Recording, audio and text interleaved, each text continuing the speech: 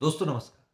Political parties को किए गए कंट्रीब्यूशन के संदर्भ में जब इन दिनों इनकम टैक्स डिपार्टमेंट के नोटिसेस करदाताओं तक पहुंच रहे हैं, तो अगर मैं असेसमेंट से संबंधित मैटर्स में एक प्रश्न का यहाँ डिस्कशन करूं जो कि आपको रिलेवेंट लग सकता है कि मान लीजिए किसी करदाता का असेसमेंट खुला, पॉलिटिकल पार्टीज का कंट्रीब्यूशन का मैटर है, असेसिंग ऑफिसर ने डिसअलाउ कर दिया डिडक्शन, तो कल टैक्स डिमांड बनेगी जिसमें टैक्स भी बनेगा, इंटरेस्ट भी बनेगा और बहुत संभव है कि मिस रिपोर्टिंग मानते हुए 200% की पेनल्टी भी डिपार्टमेंट लगे। ये भी मान लेते हैं कि आप उस डिमांड से असंतुष्ट होंगे तो आप अपील का केस लड़ लें।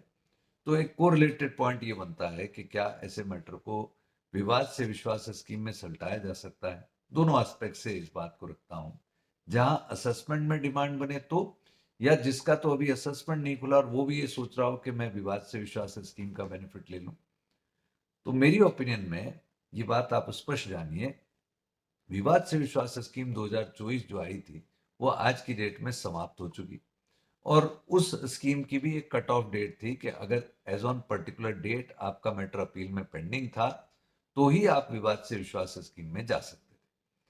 अभी जो मैटर खुल रहे हैं उनका तो असेसमेंट आने वाले समय में खुलेगा या आने वाले समय में असेसमेंट कंप्लीट होगा, तो ऐसी परिस्थिति में अपील भी भविष्य में लगेगी।